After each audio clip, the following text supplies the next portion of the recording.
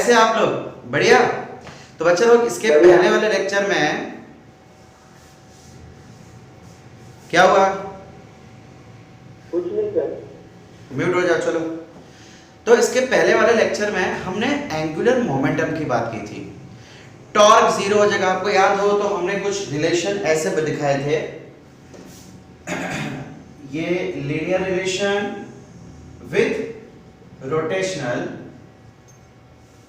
हमने देखा था कि अगर लीनियर डिस्प्लेसमेंट है तो rotational displacement, linear velocity so वहां पे रोटेशनल वेलोसिटी यानी एंगुलर वेलोसिटी, एक्सेलरेशन और यहां का अल्फा।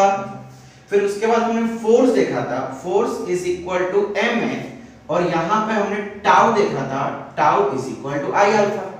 जहां पे लीनियर में जो काम मास करता है वही काम रोटेशनल में इनर्शिया करता है, राइट। अब इसके बाद हमने एक चीज और देखी थी, F is equal to change in momentum, rate of change in momentum. Similarly इधर क्या हो जाएगा, tau is equal to rate of change of torque. ये चीज देखी थी, ओके। अब न्यूटन के सेकंड लॉ के हिसाब से, according to Newton's second law, बस लोग हमने क्या देखा था कि अगर किसी पे नेट फोर्स जीरो हो जाए या एक्सटर्नल फोर्स जीरो हो जाए तो उस समय change of rate of momentum भी जीरो हो जाएगी। इसका मतलब कि मोमेंटम में कोई चेंज नहीं होगी, जो इनिशियली थी वही स्टार्टिंग पे होगी, और इसी को हम कहते हैं conservation of momentum, right. Initial is equal to final. अब क्या सेम चीज हम रोटेशन में अप्लाई कर सकते हैं? यस, बिल्कुल कर सकते हैं। अगर किसी के ऊपर नेट टॉर्क जीरो हो जावे तो उस समय उसकी एंगुलर मोमेंटम जीरो हो जाएगी। Change in angular momentum, angular momentum नहीं, change in angular momentum zero होगी। एंड इसका मतलब कि initial momentum is equal to final momentum, जो भी इनिशियली होगी, zero, non zero, maximum, minimum, जो भी होगी इनिशियली वही रहेगी फाइनली भी। क्लियर हो रहा है? अब चलो, ये चीज तो मैं लास्ट टाइम देखी थी। दो चीजें मैं आपको बताना चाहूंगा। पहला,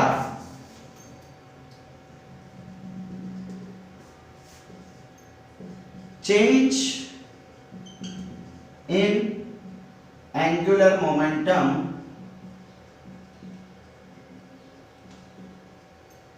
is always in a direction of torque।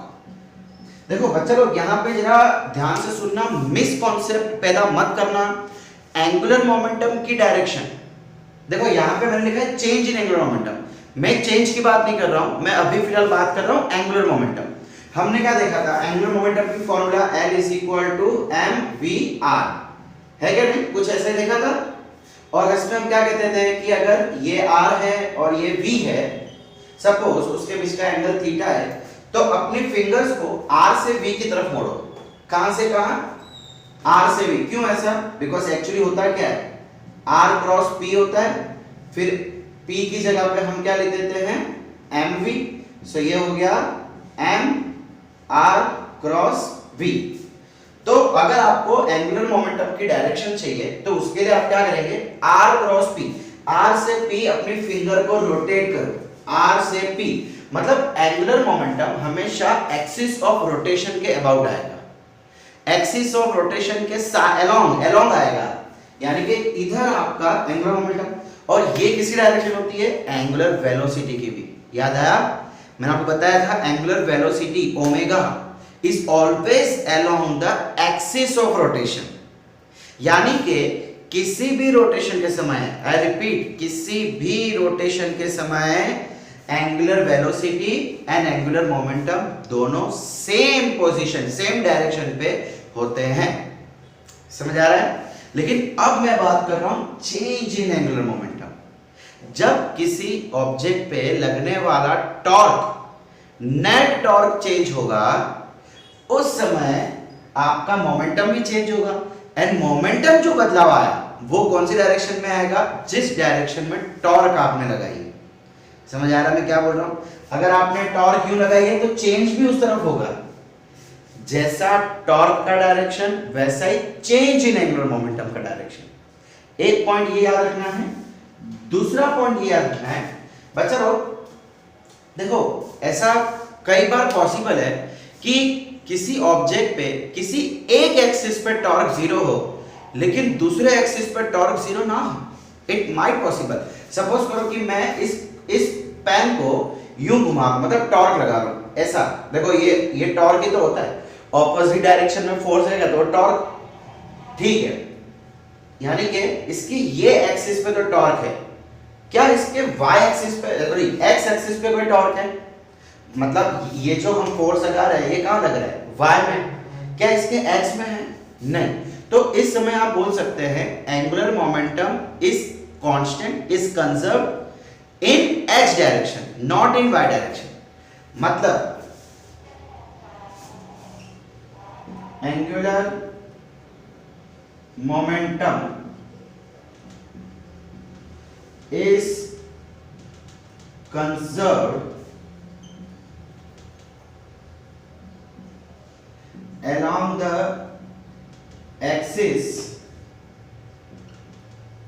along which the net torque is zero। Net torque जिस एक्सिस पे जीरो होगा उसी एक्सिस के अबाउट एंगुलर मोमेंटम कंजर्व रहेगी, अदरवाइज नहीं। ठीक है, फटाफट इन पॉइंट्स को नोट डाउन कर लो, फिर हम आगे बढ़ते हैं। Hurry up.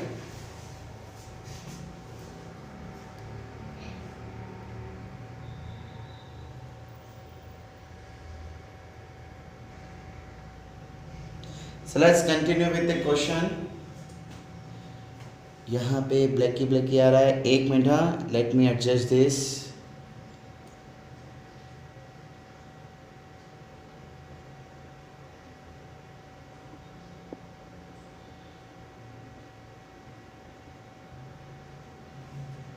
Okay, quite good. देखिए क्या लिखा है, a man is rotating with a angular velocity omega having dumbbells in his both hands stretched. यानी कि ये क्या कहना चाह रहा है कि एक आदमी है, इसके दोनों हाथ में डंबल्स हैं एंड ये रोटेट कर रहा है अपने ही डायरेक्शन पे, मतलब इस एक्सिस के अबाउट ये रोटेट कर रहा है। चलिए, वेरी गुड। और इस समय इसकी एंगुलर वेलोसिटी हमको कितनी दे रखी है? Omega. After few seconds he bend his hands, find the angular velocity at this time. अब चलो हुआ क्या कि कुछ समय बाद ये भाई साहब ने अपने हाथों को फोल्ड कर दिया, मतलब ऐसे बैंड कर दिया कुछ, है ना, ऐसे ऐसे यूं था, पहले यूं घूम रहा था, पता नहीं क्या हुआ कि ऐसे बैंड कर दिया। देखो बच्चा लोग, ये सम जो हम सॉल्व कर रहे हैं ना, सभी सम में ना मैं आपको एक नवा कॉन्सेप्ट देने वाला हूं। हर क्वेश्चन में एक नवा कॉन्सेप्ट छुपा हुआ है, प्रैक्टिकल बातें छुपी हुई है इस बार, ध्यान से देखना। ओके, अब हो क्या रहा है, देखो इस समय की हमको एंगुलर वेलोसिटी निकालनी है। चलो मैं इसको ओमेगा 1 बोल देता हूं, इसको ओमेगा 2। अब बच्चा यहां से यहां में हुआ क्या, यहां से यहां में हुआ क्या, देखो एक ये बंदे का खुद का एक मास था और एक मास इसका होगा। चलो हमको बोला नहीं है, हमें एक मास इसका ले लेते हैं, एक मास इसका ले लेते हैं। 2 डंबल्स हैं, कुछ बोला नहीं है तो हम मान लेते हैं कि दोनों डंबल्स इक्वल है, यानी कि उसके मासेस भी इक्वल होंगे, इसलिए हमने mm ले लिया। अब इस बंदे का भी कोई मास होगा, वो सेंटर ऑफ मास, लेकिन सेंटर ऑफ मास जो है वो एक्सिस ऑफ रोटेशन के ऊपर ही है, तो उसका कोई इनर्शिया नहीं होगा। यहाँ पे इनर्शिया किसके कारण होगा? इसके कारण। अब बच्चा एक चीज ध्यान देना, जब भी हमको गोल घूमना होता है ना तो हम एकदम सिकुड़ के घूमते हैं। आप ऑब्जर्व करना, कोई भी गोल घूमती हुई चीज फैल के नहीं घूमेगी, सिकुड़ के घूमेगी। क्यों? अरे सीधी सी बात है, उसका इनर्शिया कम हो जाएगा। अच्छा, हमने इनर्शिया क्या पढ़ा था? इनर्शिया अगर दूर होगा mr² पढ़ा था ना बच्चा लोग। इनर्शिया फॉर्मूला क्या होती है? mr²। जितना डिस्टेंस ज्यादा उतना इनर्शिया ज्यादा, उतना इनर्शिया ज्यादा। अब हमने क्या कर दिया, मास को पास में ले आए, किसके पास में, एक्सिस ऑफ रोटेशन, इंसान के पास में नहीं, जो जिस एक्सिस के अबाउट वो घूम रहा है ना, उस एक्सिस के नजदीक ले आए, यानी कि किया क्या कि डिस्टेंस घटा दिया। अब अच्छा डिस्टेंस घटेगा तो ऑटोमेटिकली इनर्शिया भी घटेगा। अच्छा इनर्शिया के घटने से रोटेशनल स्पीड कैसे फास्ट होगी, यानी एंगुलर वेलोसिटी कैसे फास्ट होगी। बच्चा लोग अब जरा ध्यान से सुनो, क्या यहाँ पे कोई एक्सटर्नल फोर्स लग रही है, नहीं भाई, जो फोर्स से ये लगा रहा है ना, बस कोई एक्सटर्नल नहीं लग रही है, यानी कि हम कह सकते हैं कि यहाँ पे टाउ नेट 0 है। अगर टाउ नेट 0 है तो क्या मैं एंगुलर मोमेंटम इस कंजर्व वाली कहानी लगा सकता हूं, इसका मतलब I1 omega 1 is equal to I2 omega 2। अब बच्चा एक चीज लॉजिकली देखा जाए, इनर्शिया चेंज हो रही है, हमें मोमेंटम चेंज नहीं करना है। देखो एंगुलर मोमेंटम कंजर्व्ड है, जो इस समय एंगुलर मोमेंटम था कितना, I1 ओमेगा 1, उतना ही मोमेंटम I2 ओमेगा 2 में भी रहना चाहिए। अब यार अगर इनर्शिया घट रहा है तो सीधी सी बात है ओमेगा को बढ़ना पड़ेगा ना। चलो एग्जांपल के थ्रू समझाता हूं। सपोज करो कि पहले इनर्शिया हमारा 50 था और ओमेगा सपोज करो कि हमारा उस समय होगा सपोज कि भाई 20 था, ठीक है, 20 रेडियन पर सेकंड और ये केजी मीटर स्क्वायर। अब इनर्शिया घट गया तो इनर्शिया घट के चलो 10 हो गया। सो बच्चा लोग हमें मोमेंटम कंजर्व रखनी है। सो 50 into 20 कितना आ गया, 1000 हो गया। तो इस कुछ मुझे यहाँ पे ओमेगा उतना चाहिए कि ये भी 1000 हो जाए, इसका मतलब ओमेगा ऑटोमेटिकली 100। देखो एंगुलर वेलोसिटी अपने आप बढ़ गई। तो अगर किसी भी चीज की रोटेशनल वेलोसिटी या एंगुलर वेलोसिटी आपको बढ़ानी है तो नेट फोर्स 0 करके एक्स इनर्शिया कम कर दो। समझ आ रहा है, यही कॉन्सेप्ट हम यहाँ देख रहे हैं। सो यहाँ पे हमें क्या फाइंड करना है, ओमेगा 2 फाइंड करना है। So omega 2 is equal to I1 upon I2 omega 1। अच्छा I1 I2 क्या होगा यहाँ पे,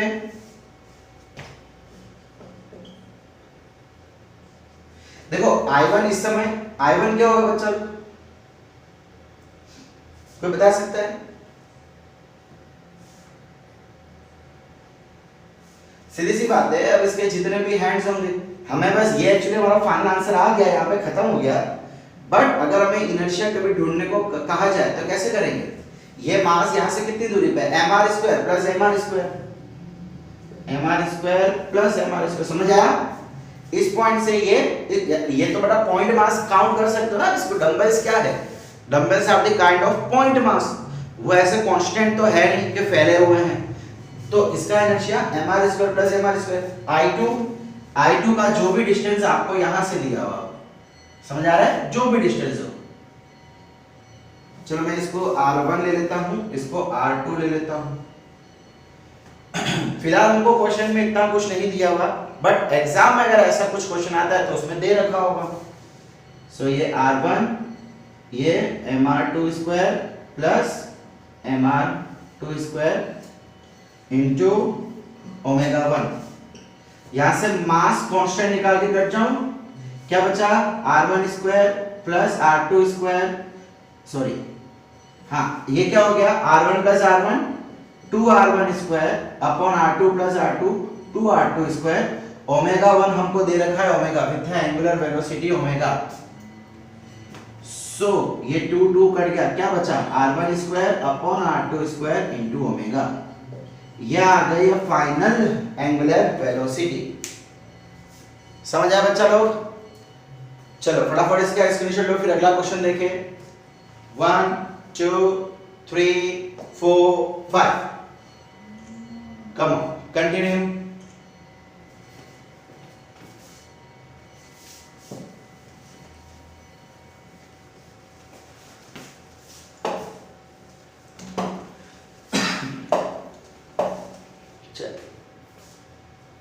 ओके, अब बच्चों एक डाइवर का कॉन्सेप्ट समझते हैं। डाइवर एग्जांपल देखो, जब भी कोई डाइवर पता है ना, ये ऊपर से जो पानी में छलांग लगाता है।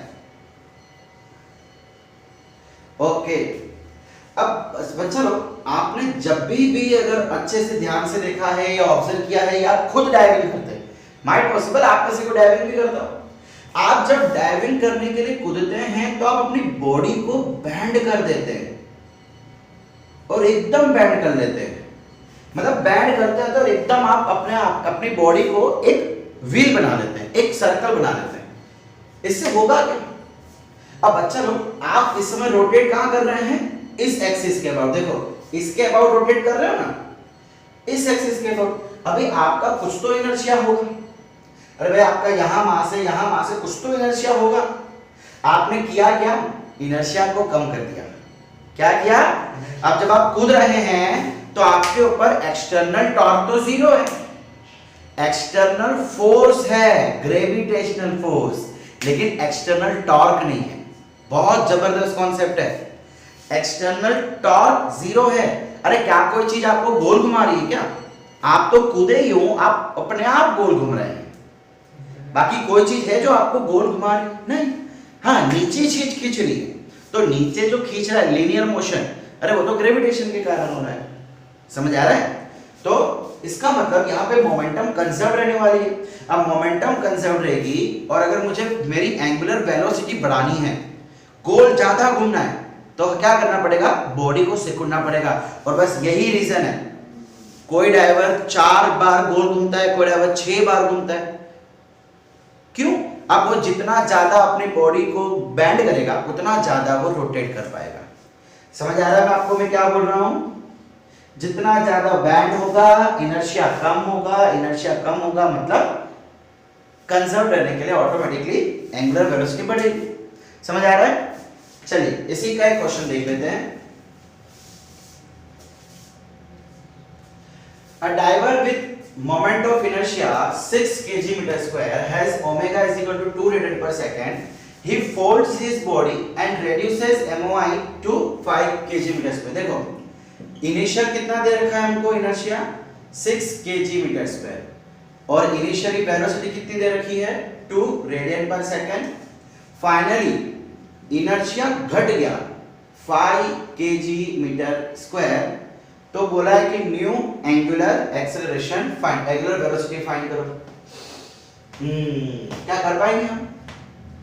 अरे भाई मैंने अभी भी समझाया, नेट टॉर्क यहाँ पे 0 है, so initial momentum is equal to final momentum, I1 omega 1 is equal to I2 omega 2, हमें ओमेगा 2 फाइंड करना है, so I1 by I2 into omega 1, value put कर दो, 6 बाय 5 इंटू 2, 12 बाय 5 कितना हो गया? 2 10.4, सो ओमेगा 2 कितना आ गया? 2.4 रेडियन पर सेकेंड। देखो पहले ओमेगा 2 था और 2.4 हो गया, बढ़ गई ऑटोमेटिकली एंगुलर वेलोसिटी, यानी कि वो चक्कर ज्यादा मारने लगेगा। ठीक है, बहुत ही सिंपल, बहुत ही इजी क्वेश्चन था। चलो फटाफट इसको नोट डाउन करो, स्क्रीनशॉट लो फटाफट। 1 2 3 4 5 गो। चलिए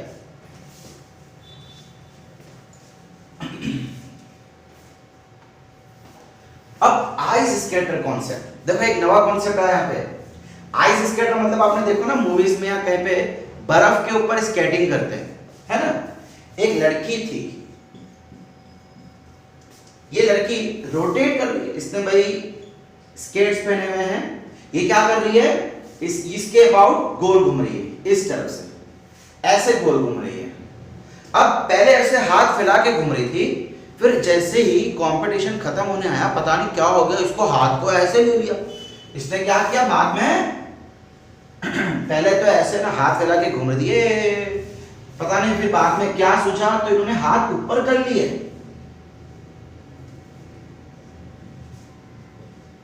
अरे ये समझ नहीं आया, ये हाथ ऊपर करने से क्या होगा? अरे बच्चा सीधी सी बात है, हाथ ऊपर करने से आपका इनर्शिया कम हो जाएगा। देखो आपके हाथ का डिस्टेंस एक्सिस के कंपैरिजन में कम हो गया। पहले हाथ कितना दूर था, है ना? अब डिस्टेंस कम हो गया। डिस्टेंस कम करने से क्या होगा? इनर्शिया कम हो गया। इनर्शिया कम है तो उसको मोमेंटम को कंजर्व रखना है, यहाँ पे भी तो नेट टॉर्क जीरो है। क्या यहाँ पे कोई टॉर्क लगा रहा है? क्या बाहर से लड़की को घुमा रहा है? नहीं, लड़की खुद घूम रही है, इंटरनल फोर्स के कारण घूम रही है, इंटरनल टॉर्क के कारण। क्या एक्सटर्नल टॉर्क लग रहा है? नहीं, तो मोमेंटम कंजर्व रहेगी। अगर मोमेंटम कंजर्व रखना है तो मुझे इनर्शिया को बैलेंस करना पड़ेगा, मतलब ऑटोमेटिकली मुझे एंगुलर वेलोसिटी बढ़ानी पड़ेगी, और वही तो कंपटीशन जीतने में मदद करेगी। समझ आ रहा है बच्चा लोग? तो चलो बच्चा लोग आगे बढ़े।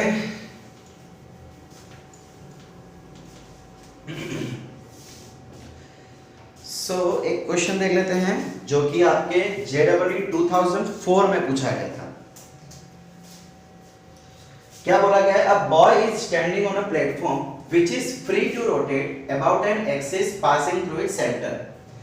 किसी एक प्लेटफॉर्म मतलब कि कोई भी स्टेज वगैरह, किसी के ऊपर एक बॉय खड़ा हुआ है, ठीक है। अब ये इसकी सेंटर ले लेते हैं और ये इसकी एक्सिस ले लेते हैं, तो ये इसके अबाउट रोटेट कर रहा है।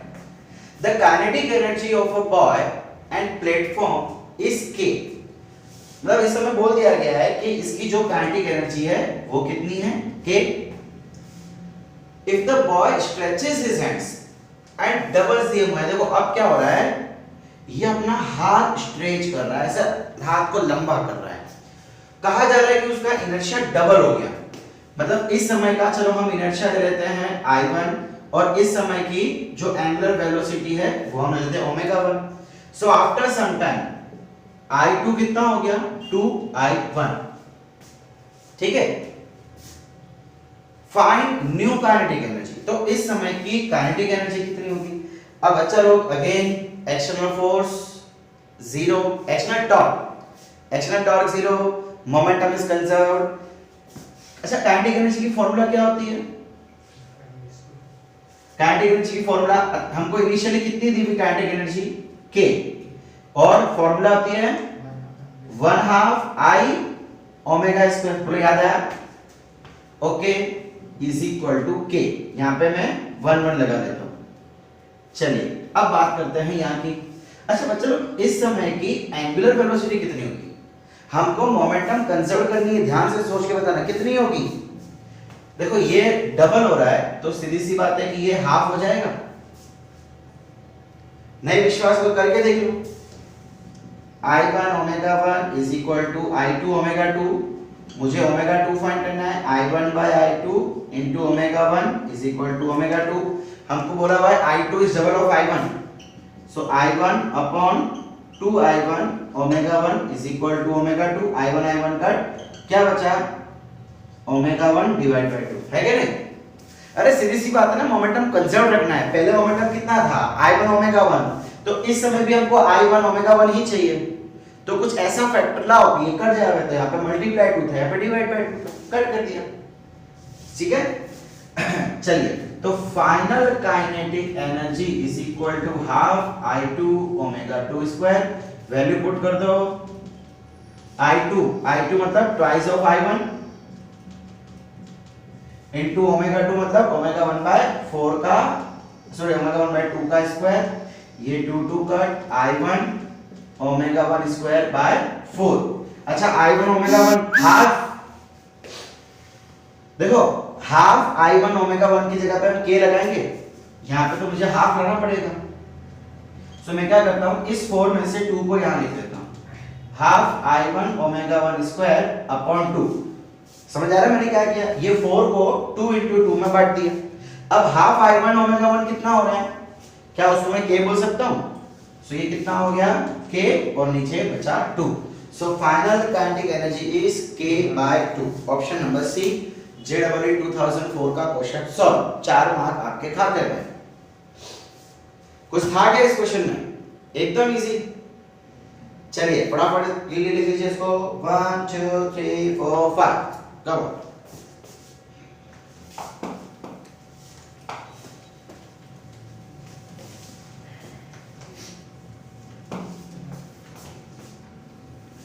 नेक्स्ट क्वेश्चन है, in a ring of mass m and radius r, two massless rod. चलो 2015 एडवांस, एकदम हाई लेवल का क्वेश्चन है, ध्यान से देखना। हाई लेवल के क्वेश्चन को भी हम चुटकियों में सॉल्व कर देंगे। In a ring of mass m and radius r, two massless rods are kept radially. देखो क्या कहा जा रहा है कि एक रिंग है जिसका मास है m, रेडियस है r, उसके अंदर दो मासलेस रोड्स यानी कि रेडियली रखे जा रहे हैं। तो ये सेंटर, ये एक रोड ले लेते हैं और एक ये रोड ले लेते हैं। क्वेश्चन में फिगर दी हुई थी, इसमें फिगर नहीं है तो फिगर मैं आपको ड्रॉ करके बता रहा हूं।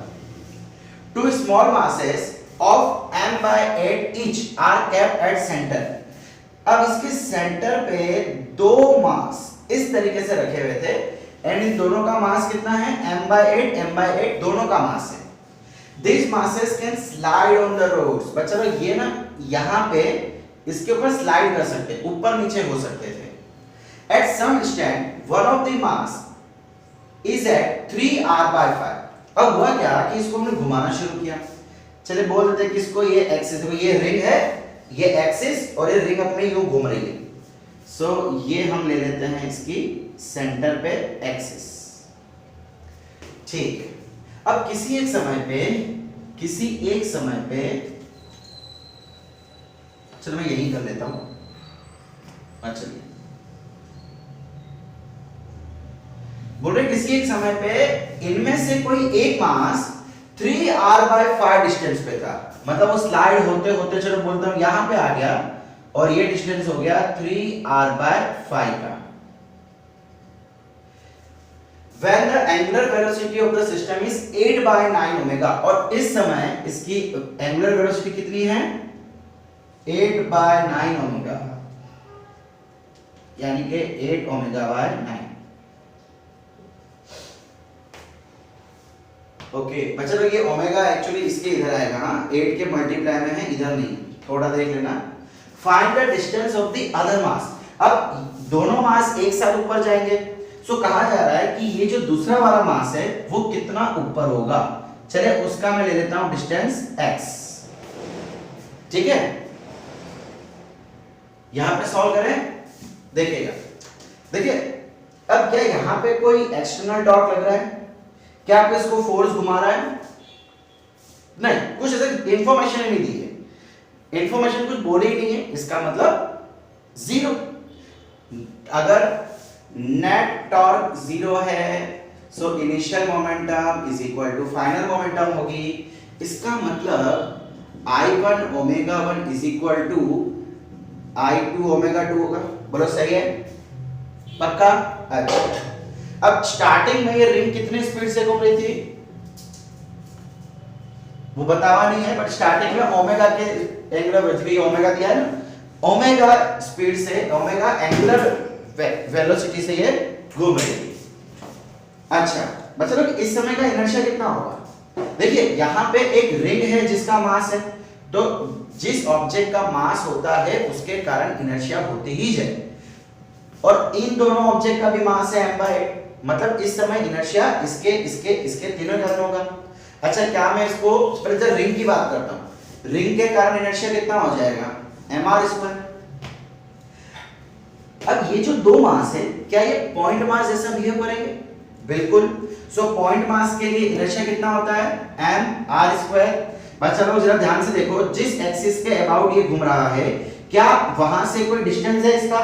नहीं, मतलब इनिशियली इन दो के कारण कोई भी इनर्शिया नहीं होगा। क्यों नहीं होगा? अरे डिस्टेंस जीरो है इसीलिए। समझ आ रहा है? ठीक है। सो इनिशियल में एक्सल इनर्शिया इतना ही हो गया और एंगुलर वेलोसिटी ओमेगा। चलिए I2 बस लोग इस समय इनर्शिया रिंग के कारण, इसके कारण, तीनों के कारण होगा, बिकॉज तीनों का डिस्टेंस है। सो रिंग के कारण कितना हो जाएगा? mr² प्लस इसके कारण इसका मास कितना है? ये वाला बॉल, इसका मास कितना है? m/8 बोला था क्वेश्चन में, और इसका डिस्टेंस कितना है? 3r/5 का स्क्वायर, mr² प्लस इसका भी मास है, कितना मास है इसका? m/8, और इसका डिस्टेंस पता नहीं लेकिन हमने x ले लिया है तो x²। ये हो गया टोटल इनर्शिया, और इस समय की एंगुलर वेलोसिटी कितनी दे रखी है? 8 ओमेगा/9। बोलो क्लियर है? डन।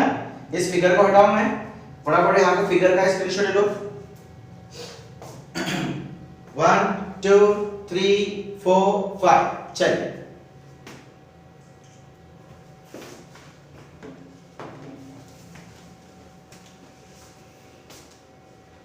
इसको सॉल्व करो, हमको x की वैल्यू चाहिए, फिनिश। तो यहाँ पे तो हो गया एम आर स्क्वायर ओमेगा, इधर हो गया एम आर स्क्वायर। अच्छा एम एम एम कॉन्स्टेंट निकाल लूं तीनों जगह से, ये आर स्क्वायर प्लस इधर क्या बचेगा 1/8 इंटू यहाँ पे क्या आ जाएगा 9r स्क्वायर बाय 25 प्लस ये m हमने बाहर निकाल लिया 1/8 और ये x स्क्वायर, ये 8/9 ओमेगा। अच्छा ओमेगा से ओमेगा मर गया, m से m मर गया, और कुछ हो रहा है नहीं, जो बचा वो लिख लो। R square is equal to r square plus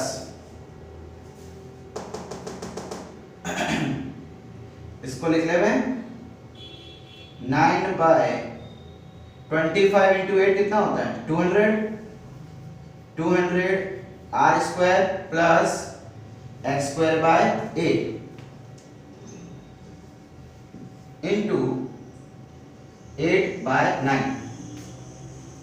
बस ये 8/9 को अंदर डाल दे, r square is equal to 8/9 को अंदर डाल दो। ये काम देखो आर स्क्वायर है ना, इसको ऐड कर देते हैं, चलो बाद में अंदर डालते हैं। So 209 upon 200 r square plus x square by 8 into 8/9। बोलो क्लियर है? और इसको अंदर डाल दो। So r square is equal to 209 upon 200 into 8/9 r square plus x square by 8 into 8/9। So यहाँ पे क्या होगा 8 से 8 मर गया, कुछ और होगा क्या 2009 9 के डबल में आता है 2 18 29 नहीं आता, नो वरीज। 8 से कटेगा ये कितना हो गया फिर से 25। क्लियर? ठीक है, मुझे क्या चाहिए, मुझे x की वैल्यू चाहिए, तो ये r को इधर ले आते हैं, आर स्क्वायर ये यहाँ पे आएगा माइनस कितना बचा 209 अपॉन 25, 9 से कितना होता है 225, याद आया 225, याद क्या 25 9 से is equal to X square by 9। तो ये 225 माइनस 209 एलसीएम कितना आ जाएगा 15 में से 9 गया 6, यहाँ पे 1 16 आर स्क्वायर बाय 225, और ये जो 9 है उसको भी यहाँ ले आता हूँ मल्टीप्लाई करके, ये 9 मल्टीप्लाई में आ गया is equal to X square. मुझे क्या चाहिए x की वैल्यू चाहिए, डिस्टेंस, सब जगह स्क्वायर रूट कर दो, ये हो गया स्क्वायर रूट। तो क्या आंसर आया x इज इक्वल टू 9 का स्क्वायर रूट 3, 16 का स्क्वायर रूट 4, 225 का स्क्वायर रूट 15 इंटू r, सही है, और ये कट गया 5। सो आंसर आ गया 4/5r। क्या ऐसा कोई ऑप्शन दिया है हमको? यस, ये रहा 4/5r। समझ आया बच्चा लोग? ये फोर्थ ऑप्शन। देखिए जरा ध्यान से, हमने क्या किया, कुछ नहीं किया, बस initial inertia and final inertia को अच्छे से पहचाना, सॉल्व किया and finally we got the answer. Advance का क्वेश्चन चुटकियों में यहां पे हमने सॉल्व किया। समझ आया बच्चा लोग?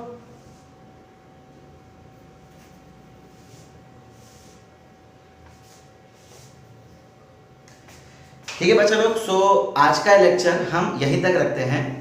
देखिए ये जो कॉन्सेप्ट है ना, ये काफी सारे आपको जेडबल या नीट के क्वेश्चन सॉल्व करने में काम आएगा। सो प्लीज इसको जरा ध्यान से समझिएगा, ध्यान से पढ़िएगा, एंड यहां तक की कहानी आज हम खत्म करते हैं। सो पढ़ते रहिएगा, एंजॉय करते रहिएगा। Thank you.